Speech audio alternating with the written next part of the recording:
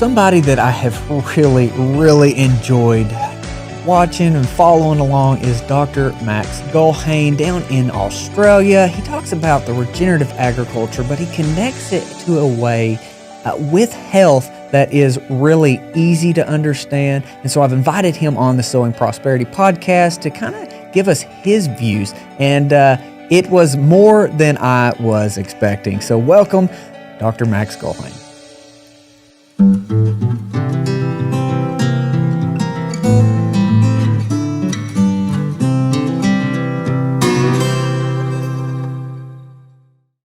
Dr. Max Gulhane, thank you so much for joining, brother. I've been following you for a while from a mutual friend, Tristan Scott, and just love what you're doing. And you're in Australia. I think that's super cool. It's on my bucket list to visit. But if you will, tell me like who you are and how you got into medicine, and especially this slant on medicine. Yeah, thanks for having me, Logan. Great to be here. So I'm a family medicine registrar. So I'm an MD who is training to be a family medicine doctor. And I arrived at more holistic approaches to health after having my own brush with medical system and not really finding answers. And to cut a long story short, essentially I developed some bad acne in my early 20s when most of other kids had kind of well and truly finished that problem in their teenage years. And I went through just a routine of different topical treatments, so pastes and creams, and then pills and oral antibiotics, and even more heavier treatment therapies until I got to one called isotretinoin or Roaccutane. And that's, your listeners might kind of recognize a kid that gets put on this medication because their lips are really chapped and their skin's very dry. They're always putting moisturizer on and they're avoiding the sun. It works very well, but it's a sledgehammer of a drug. And I eventually stopped it because of side effects, particularly mood side effects. So at the whole time this is going on, I was in medical school, interested in health and biology and science, and nothing that I was being told had any pertinence or relevance or education about lifestyle treatment. I was essentially experimenting, and I even went down a plant-based eating approach to see if that might help. It didn't. The acne got worse, along with some other symptoms. So it all culminated in this individual journey. So I found a repository of very good kind of education called Low Carb Down Under, and that was doctors talking about carb restriction, mostly for diabetics and obese people and people with fatty liver disease, and it's just very effective ways of helping to reverse these chronic metabolic conditions that everyone in society seems to inevitably accumulate. And maybe we could talk about that as well, but the way the dietary is set up and the way the environment is set up is that people almost to a T accumulate visceral fat. They accumulate health problems, and that's normal and it's normalized. And the whole environment and the whole structure that we exist in is kind of fast tracking people towards that end point. So I eventually, I asked my own questions. I educated myself, I like to call it a parallel decentralized medical curriculum, which is simply, youtube.com, because there's so much great information of very intelligent people out there. And eventually what I did was, after working for a couple of years in the emergency department and in hospital, I started my general practice training and have implemented these lifestyle type approaches to help my patients. And part of my lifestyle approach, I guess there's three kind of facets to it as it stands at the moment. And we can delve into these, but circadian health, and basically making sure that our body is aligned with the solar day in terms of correct light signals, ancestral eating, and I use that term kind of broadly to include carnivore type diets, low carb, seasonal eating, and regenerative farming. And I think that the regenerative farming is key for a number of reasons. But essentially, if I'm advocating for people to eat a lot of meat, I want them to be eating the most ethically raised, the most high quality, the most nutrient dense, locally sourced meat that they're using to fuel their bodies. So that's basically a kind of a summary of my current approach and what I use to kind of help heal my patients and anyone who's interested. And I did mention earlier that it was actually a carnivore type diet that eventually cured, low carb, that cured my acne. So this whole learning process for me as an individual was very enlightening and waking up, because it taught me that the solutions to my problems and my patients' problems weren't lying in the textbook or the medical curriculum that I was supposed to be taught. I mean, imagine if a mechanic came out of his apprenticeship and by the time they'd finished dealing with your car, the car's bumper was kind of falling off and there was smoke coming out of the engine. I mean, what kind of mechanic education would that be? And not to cast shade on very effective parts of medicine, which is emergency medicine, which I was working in.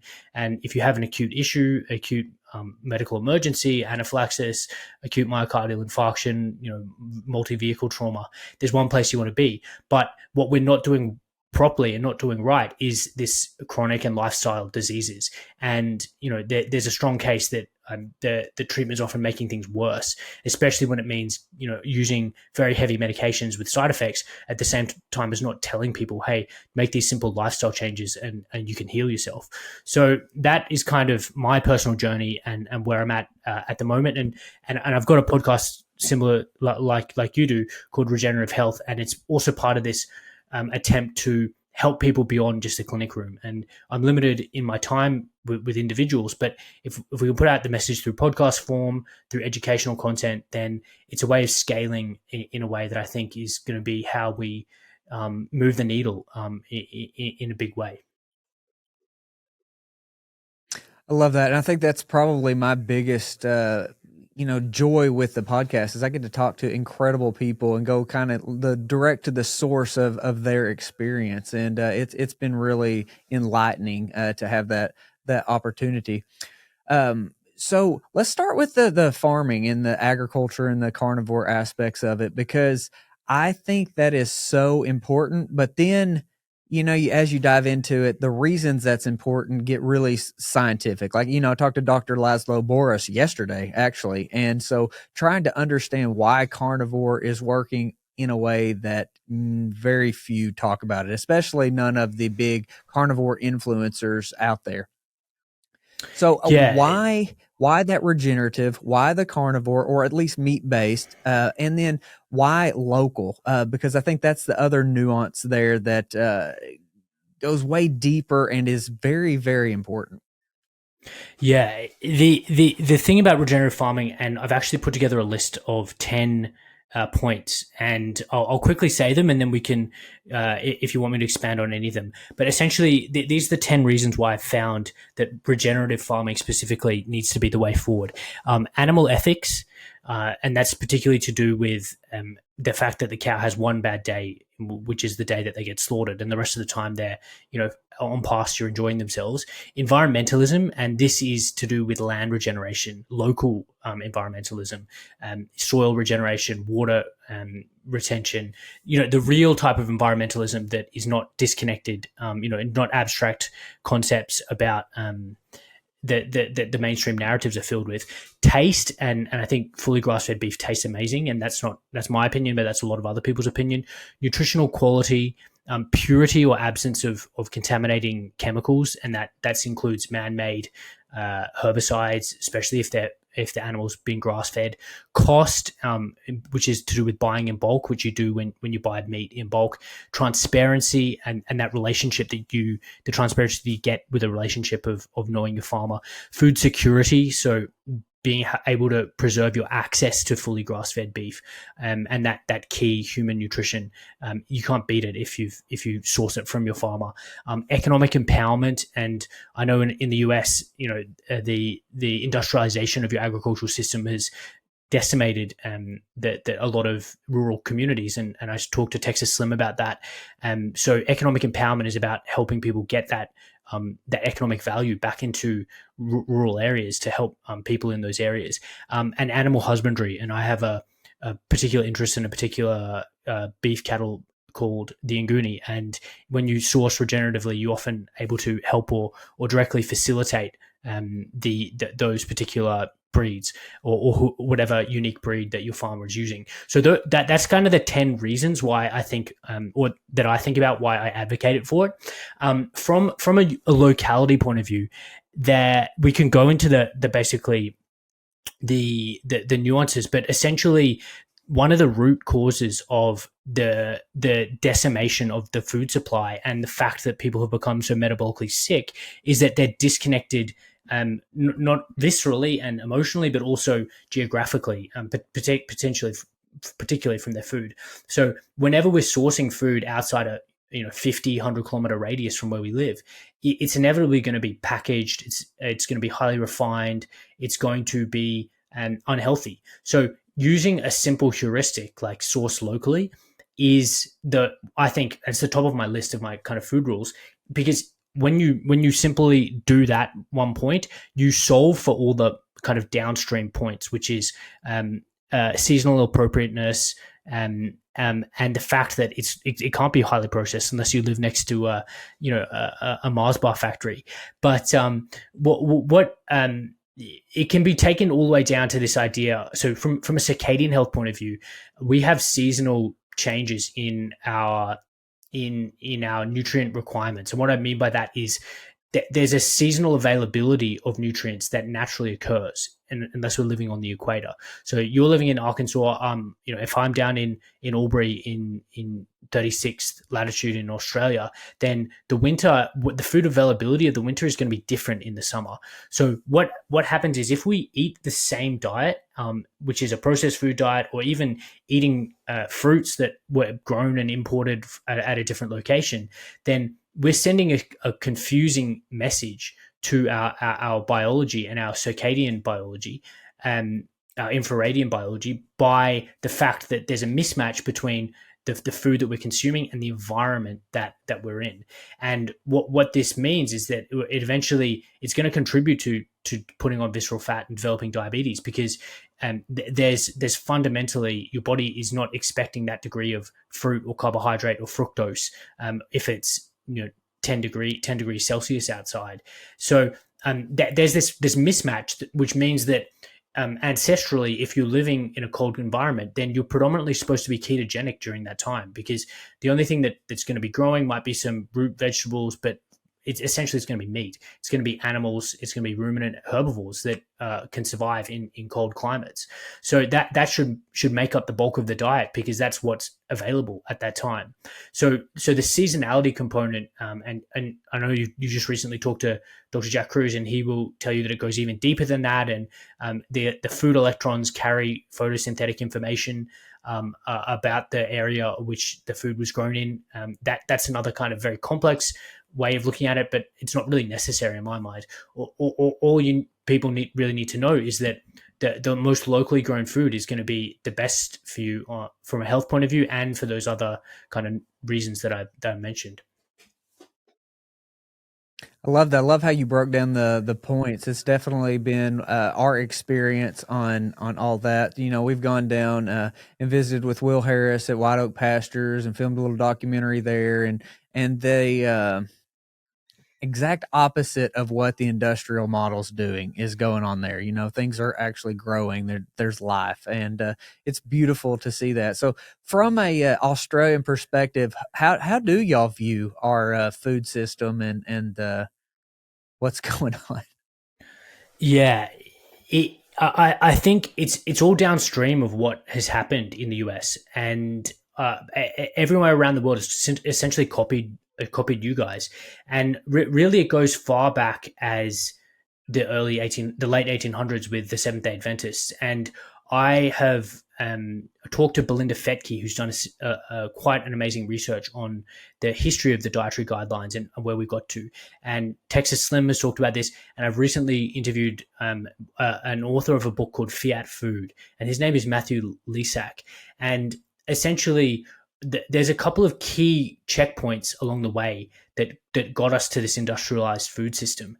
And a couple of them include the Seventh-day Adventist religious group, who have a religious ideology advocating for a vegan and plant-based diet. And the people might know John Harvey Kellogg because he essentially invented cornflakes for the sole reason of basically dampening down libido, because what they saw as a religious imperative was to stop people from masturbating, what they called self-pollution. And they believed that was going to prevent people from their religious salvation. So not only did they want their members to stop masturbating, they needed everyone else to stop masturbating. So John L. Harvey Kellogg invented cornflakes. They pushed out all these bland foods that contain no cholesterol, no animal-derived nutrients, because they were correct in connecting the fact that if you eat a high-quality, nutrient-dense diet rich in ruminant meat and eggs and full-fat dairy, then you are going to have a libido because you're healthy, because you have all the biochemical precursors to synthesize testosterone, estrogen, progesterone, and pregnenolone, everything that you need to thrive and therefore reproduce. So they were correct. And the reason why this is significant is because the Seventh-day Adventists became the American Dietetics Association. The American Dietetics Association was and continues to be an outbranching of a religious group. And under the cover of impartiality, they have pushed their religious plant-based agenda and ideology. So fast forward to the early 1910s, and seed oil started getting introduced into the food supply. And basically, Procter & Gamble had a whole bunch of cotton seeds they wanted to get rid of, and they repurposed this industrial waste, sold it as vegetable shortening, marketed it to housewives as superior to pork lard, and that was the beginning of seed oils into the food supply. The soy industry came along too, and again, they were favored by the Seventh-day Adventists. And then around the 50s, Eisenhower had a heart attack. There's a gent called Ansel Keys, who you might be aware of, who was a physiologist but was hell-bent on a hypothesis. And he in science, the way science is performed to a gold standard is you have a hypothesis and you attempt to disprove it. And what you're left with is you're slowly kind of getting closer and closer to the truth by disproving your different hypotheses. His hypothesis was that animal fat raised serum cholesterol, and that serum cholesterol would contribute to the development of atherosclerotic cardiovascular disease. He didn't try and disprove this hypothesis. He simply tried to and did cherry pick evidence to support that belief. So around the 50s and early 60s, the animal fat and red meat started getting attacked as a cause of cardiovascular disease. Not to mention the what I believe are the true underlying causes at the same time, which was a massive increase in seed oil consumption, smoking. There was lead pollution in terms of cars. So there are all these other factors that were probably were the true underlying causes and had nothing to do with these ancestral foods. So by the time And then the next thing that really happened that Matthew Lissack talks about is that the US came off the gold standard. And when Nixon took the US off the gold standard, inflation rose precipitously. Everything in the economy went up in price. And to essentially obfuscate particularly meat, and to obfuscate the effect of inflation on the population, they essentially ordered a consolidation of the food supply and essentially the planting and subsidization of corn and all these cheap corn commodities. So there was a massive explosion of corn and the need to develop corn processed food products like high fructose corn syrup as a result of that. And then by the late 1970s and early 80s, this was essentially this low fat, high carb, anti-animal foods paradigm was basically enshrined in the US dietary guidelines. First, 97 was the McGovern Report, which was written by Seventh-day Adventist, who has had obviously a conflict, religious and ideological conflict of interest. And then I believe it was 1980 was the first official US dietary guidelines, which was, grains, and more grains.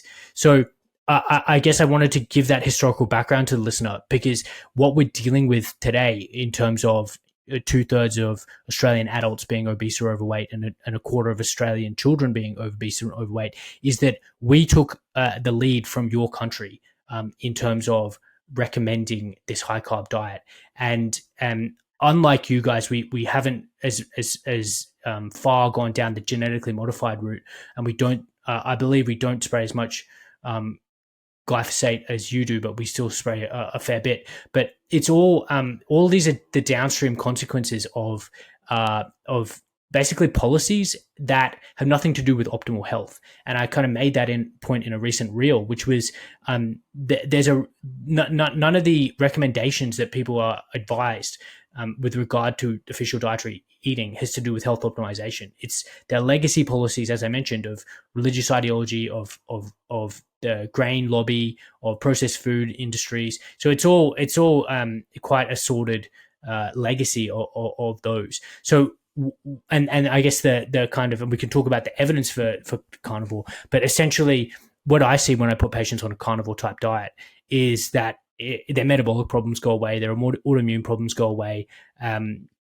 their energy levels improve, their inflammation goes away. So it speaks to the appropriate or the ancestral appropriateness and the cause of their symptoms. If you remove them and put them back on this meat-based diet, they improve. So I hope that answered your question in a roundabout way. No, it did, and I'm just kind of amazed because you just went through history that I have come to find that you're spot on with absolutely everything you just said. Most, if not any, really understand what you just said and how corrupt and misguided our food system is and the dietary approach. It's frustrating, honestly, when I sit across from an oncologist and they tell me food doesn't matter, and the studies that they say don't exist, and the studies they try to point to are so flawed from Keyes or Kellogg. And I think if anybody understood the experiments Kellogg did, they would be utterly disgusted and they would never even look at a box of Kellogg cereal because it's the guy was a pervert. He was a pervert. He was a pervert. Yeah, I mean, it's disgusting, the history of all that, and then how absolutely misguided the saturated fat nonsense is. But for right or wrong, I think that's part of the path, right? It's part of the journey of this awakening. And I feel like, and we talked about this before we got on there and about Tristan, I think that our generation is kind of fed up with the approach, the status quo. I know for me, with my son having cancer and then going down all those rabbit trails, it's messed up, and I don't want anybody else to have to go through that. And so what is your experience on cancer and carnivore and meat and cancer? Yeah, and you mentioned recently that you'd interviewed Dr. Laszlo Boris, and that's actually a really great place to kind of pick that thread up. So what I guess there's many ways of thinking about cancer, but essentially cancer, to really simplistically break it down, it's a disease of the cell where the cell keeps reproducing, so it doesn't stop reproducing, and it can be very complex, and it's been studied from many different angles. But what we know now, and this data is really coming from a decentralized scientific point of view, and maybe we can talk about the difference between centralization and decentralization as it applies to science and medicine. But essentially, when we look at the mitochondria, and for the listeners who aren't scientifically based, think about your body as a massive accumulation of different cells, and in your organs, in your heart, you have different cells. You have cells that are good at contracting and pulling together so that they can pump your heart. In your brain, you have cells called neurons that are really good at transmitting electrical signals to power your brain.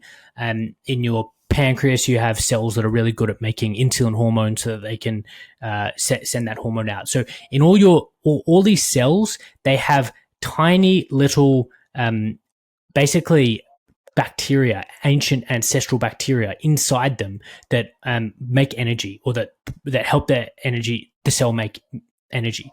These are called mitochondria, plural mitochondria. What happens is that without them, the cell can't operate, because the cell needs a source of energy to operate, to contract, to make that hormone, to do all the things that it needs to do. So when these mitochondria stop working, then the cell starts failing.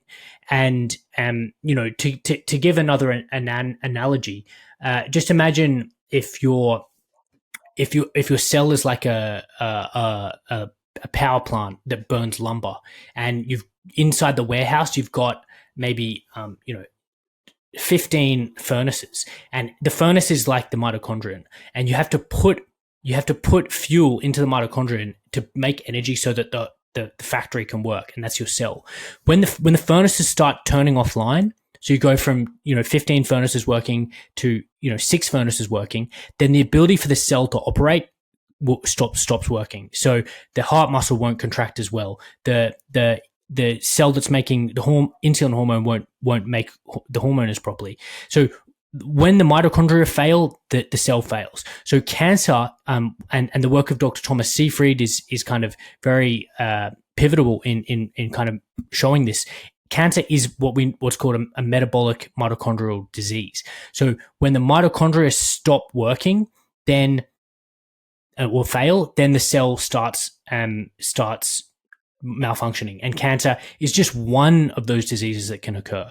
And the other diseases include things like obesity, diabetes, which is the downstream effect of metabolic dysfunction, insulin resistance, neurodegenerative diseases like Alzheimer's and Parkinson's, autoimmune disease. They're all of these have a common origin in the fact that they represent failure of the mitochondria. And if it happens in one organ particularly, then you get that disease.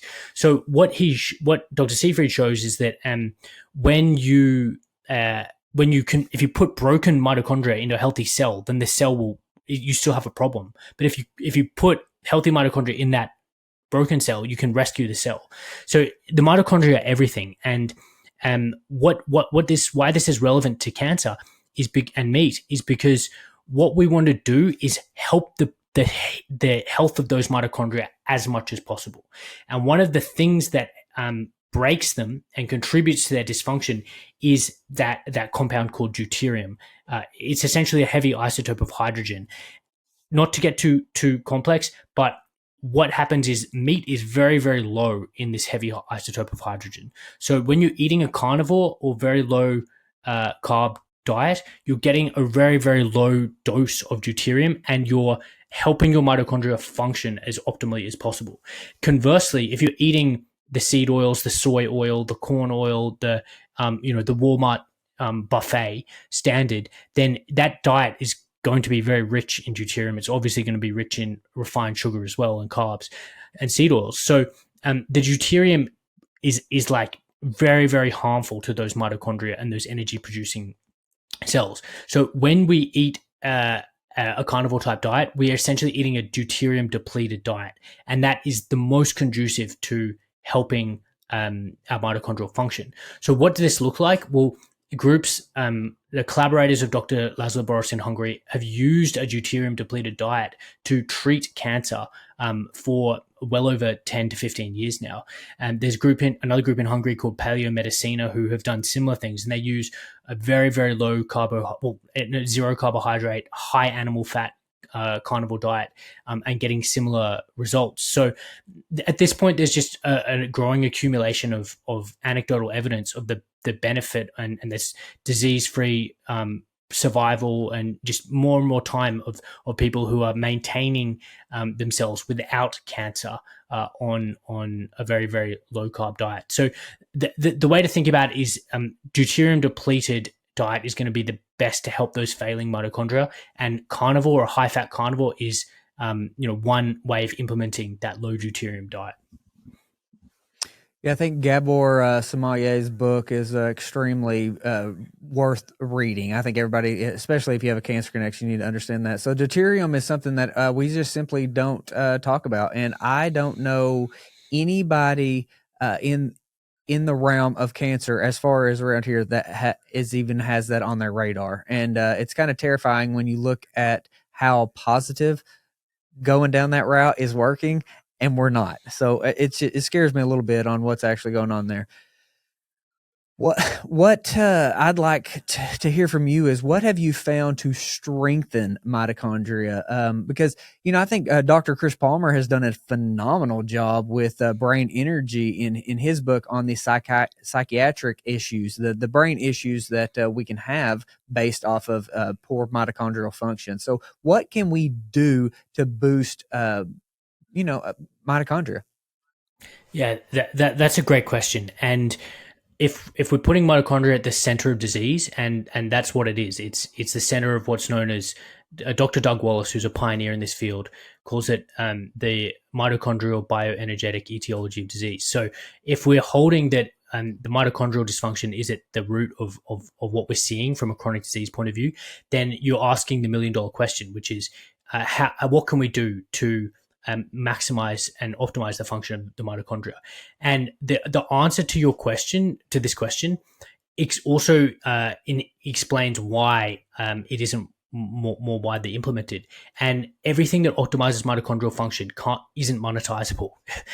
and I'll go through them in turn. So sunlight is a key way of optimizing mitochondrial function on a whole bunch of levels. So a regulated circadian biology, this idea that we run on a 24-hour clock. Our brain runs our whole body based on a 24-hour clock. Every organ in our body has a roughly 24-hour clock, and we need to sync that clock constantly with the sun. So when you have a naturally aligned circadian rhythm, which is complete bright sunlight during the day and a complete absence of light at night, then your body is going to optimize its ability to clear out dead and damaged mitochondria and dead and damaged cells. So the regulation of this kind of cellular garbage cleaning is circadian biology and is those proper light signals. So one of the hormones that your listeners might know about is melatonin, and most people know about it because they take it as a gummy supplement because they're on their iPads till 11 p.m. every night. But you make melatonin in your pineal gland every night, as long as you don't see blue wavelength light, because that is a daytime midday signal that turns off that key hormone. What melatonin is doing is helping regulate what's known as apoptosis and autophagy, which again is that this idea of cellular garbage cleaning to make sure that those dead, diseased, or cells that are about to become cancer get cleaned up by the immune system. So if we have a disrupted circadian rhythm, then that process isn't going to go ahead properly. So mitochondria need melatonin, and in fact, it's not only during nighttime where you make melatonin. You're actually making it in the mitochondria during the day on exposure to near infrared light. So that is why being outside, even with a shirt on, is okay, because the infrared light penetrates through your shirt. It's fine, but you need to be getting out there. Otherwise, you're not giving your mitochondria and your cells, key factors and nutrients and signals. So sunlight is possibly. Let me ask a question real quick before you get into that, Max, because something I want to try to understand is how can I better get my kids? So I have 4 of them, but the oldest one is the one that had cancer. How do I get him in the sun more, or how do I get the biggest benefit based off what he's wearing when it's cold? I think that's a reasonable question most people that I've talked to about this have. Is, well, it's cold. How am I supposed to get sunlight? So what's your say on that? And then please go back into how we boost mitochondria. Yeah, so certain fabrics allow penetration of near infrared light better than others. So that just a looser weave clothing will allow that to come through. And even if it's winter, you're still getting infrared light. So that is a key point. If it's very cold and it's winter, then this also speaks to this circadian need to embrace seasonal changes in temperature and have variation in temperature changes. Because if you are living ancestrally at the latitude that you are, you wouldn't have had a climate controlled air conditioner to keep you at 24 degrees Celsius. That all that to say, the gold standard is to have some degree of cold exposure if it's at a seasonal time.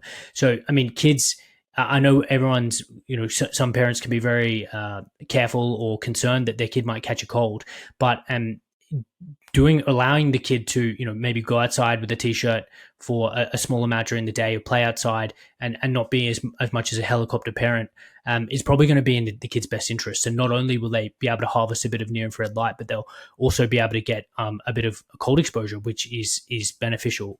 Again, and we can talk about that from a mitochondrial point of view. So, I mean, maybe that's a good way to pick up the thread, which is cold optimizes mitochondrial function.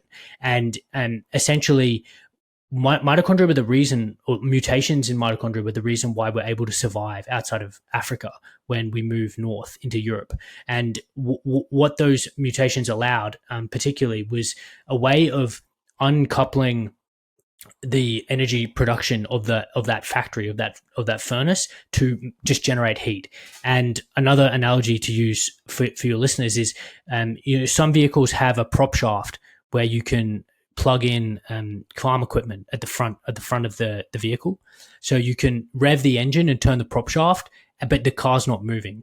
So if you think about what the mitochondria can do in brown fat, which is this fat that exists, up around our collarbones, is that if we're cold exposed or cold adapted, we have this brown fat tissue that simply runs that accelerator and turns the prop shaft and just outputs heat. So that is called non-shivering thermogenesis, and that is one way that the mitochondria helps to essentially keep us warm. But that process of getting cold is very, very much optimizes mitochondrial function. So if we're talking about cancer and we're talking about decentralized non-pharmaceutical ways of aiding in cancer therapy, then cold exposure is one of those. And it's something that's increasingly being recognized. And maybe you could talk to Thomas Seeger, who I interviewed recently, who has had an amazing experience with a patient or a friend of his who had lymphoma and leukemia, and essentially swam, I don't know which river it was, but he swam in a freezing river for 3 weeks. And he came back, and his treating oncologist or hematologist did a re-PET scanned him and saw no disease, and said to him, if I hadn't made the diagnosis of you originally, then I wouldn't have believed you'd ever had it. So cold is incredibly powerful from a mitochondrial point of view, and it essentially can shrink the distance between those respiratory complexes in your mitochondria. So it increases the efficiency of energy transfer in your mitochondria. So we've talked about sunlight, we've talked about cold, low carb or carnivore, and that is because of the fact that they are deuterium depleted diets, and ketone metabolism is more favorable to mitochondrial function. And the fats, the saturated animal fats, essentially allow your mitochondria to make more water. And not to go in too much depth, is that water is a byproduct of the enzymatic steps that happen inside those mitochondria. And when things go wrong, if we don't have the right built substrates or building blocks, if the engine's inefficient, then that water production process is impaired, and the mitochondria starts failing. So we've talked about sunlight, cold, ketogenic or carnivore type diet, and fasting. So fasting is incredibly powerful for promoting autophagy, apoptosis, and all these things that promote mitochondrial health. So, and those are kind of and then obviously exercise. So exercise is because the mitochondria are required to make more energy when we're physically active.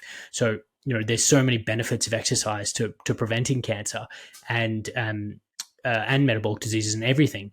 But that in part, it's going to definitely optimize mitochondrial function. And the type of exercise, it matters more that you're doing some. And I wouldn't tell people to to get on a bike and run marathons. I don't think I more favor intense bursts of very, very high intensity exercise followed by rest.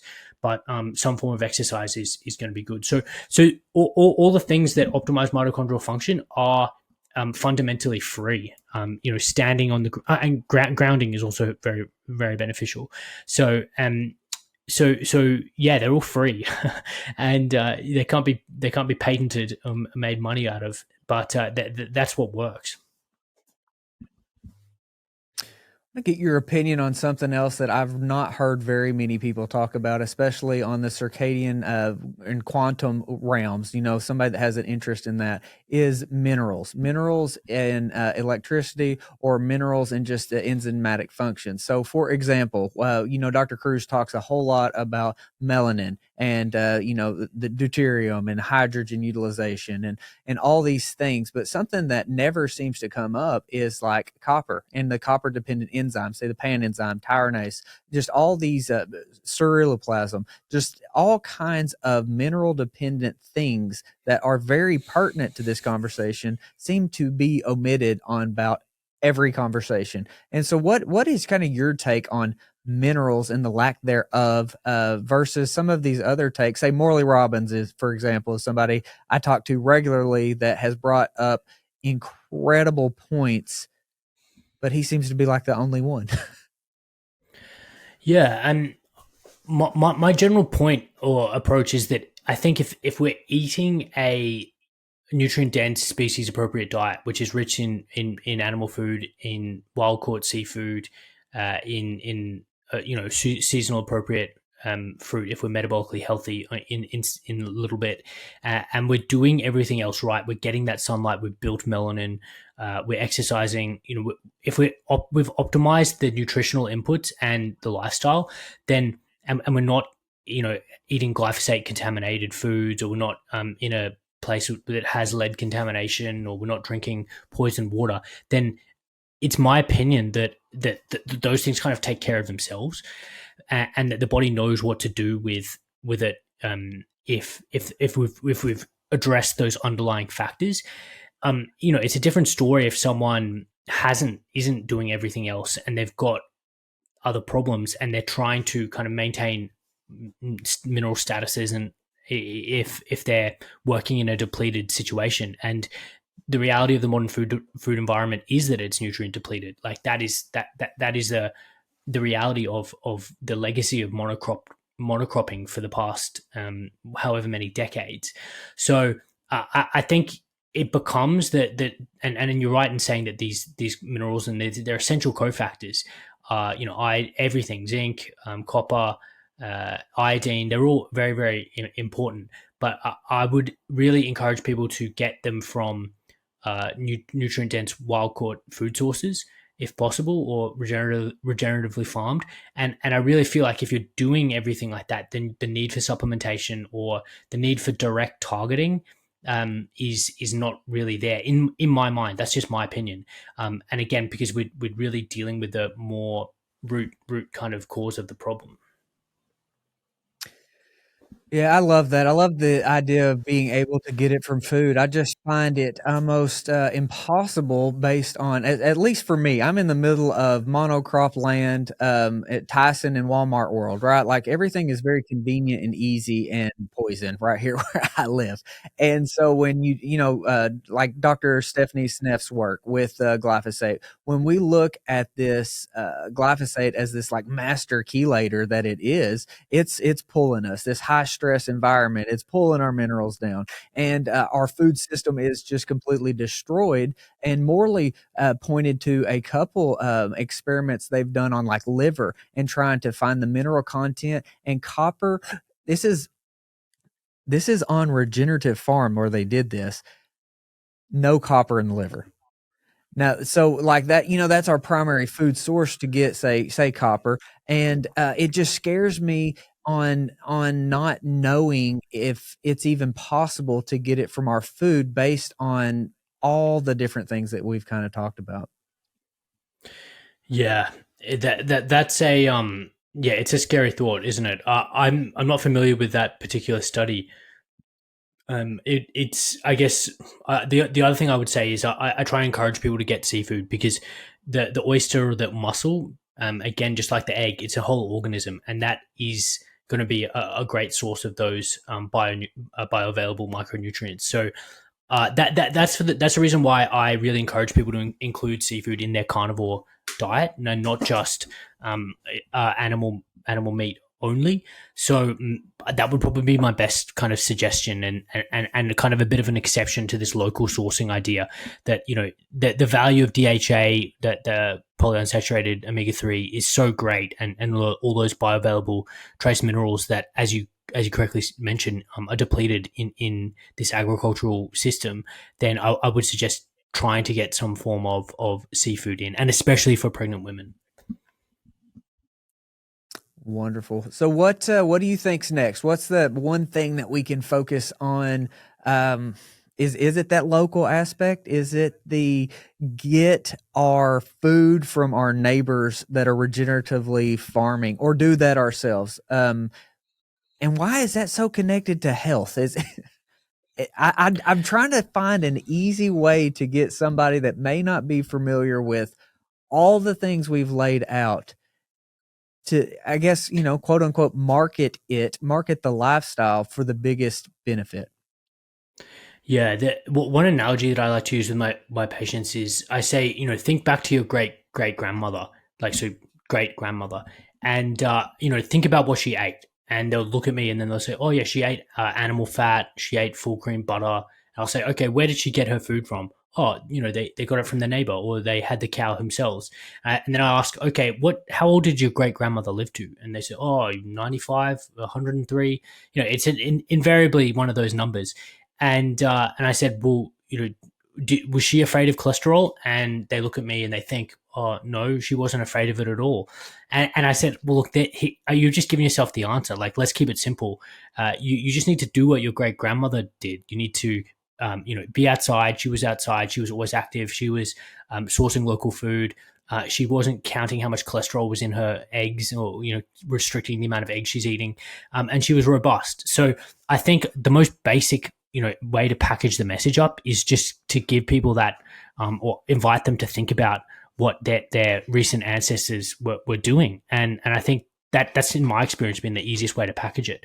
But I do think local is the future. And if we consider that the problems that we're facing, and the way that we got stuck in this quagmire collectively, they're all to do with industrialization and centralization. That's essentially the root of the problem. And what the solution, in my opinion, and I've talked to Tristan and we agree, is that we need to get back to this decentralized approach, because the further we've gone towards centralized system, the more sick everyone's become, and the more detached we've become from our food, and the more easily shareholders can be convinced that it's a good idea to spray a toxic chemical on a field before harvesting it. So imagine trying, if you're raising food for the local school, pretend it's a local community, and then you have to see the parents of the kids every day, and you spray poison all over the field, and then that wheat gets made into bread and gets fed to your child and your child's friends. Do you think that'd fly? Of course it wouldn't. But the fact that we're so disconnected, and the fact that this whole system's been corporatized, that there's enough degrees of separation that people are ethically and morally absolved of the responsibility of the harm that is entailed in these operations. So I think the localism aspect is so important, because, like I said earlier, it really solves for so many co-occurring problems, that if we can just get back to small scale agricultural systems and sourcing, then we're really going to be doing the best thing on so many different levels. Agree wholeheartedly, buddy. I love it. I told Tristan just the other day, just like, hey, I think that this little group is going to make a big impact, and so I'm just pleased to get to know you, brother, and keep on the good work. How can we follow what you're doing, and what courses and podcast, all that good stuff? Where can we send people? Yeah, so I'm operating a course, a optimal circadian health course, which is just kind of guiding people through those basics of how to maximize their healthy sunlight exposures, and really block block this artificial blue light, and we didn't talk too much about it. But aside from the food things, that the blue light is really a very big problem. So if you go to my website, drmaxgulhane.com, then there's just links to all my kind of operations there, and I run a regenerative health podcast. So again, talking to regenerative farmers and medical doctors and health optimizing people and everyone who's kind of moving towards or helping us move towards decentralization of these respective areas. I'm on Twitter, Max M Gulhane MD, and Instagram, Dr._Max Gulhane. But I guess I can give that to you in the show notes to share with your listeners. Perfect. Well, you do a great job, my friend, and thank you for all the extra effort of putting it out outside of the day-to-day work. You put in a lot of effort, and it's greatly appreciated, my friend. So thank you, and we'll talk soon. Yeah, thanks, Logan. Great to talk, mate. Thank you for joining us on Sowing Prosperity. Be sure to follow along across the social media platforms, including YouTube, and be sure to go to sowingprosperity.com.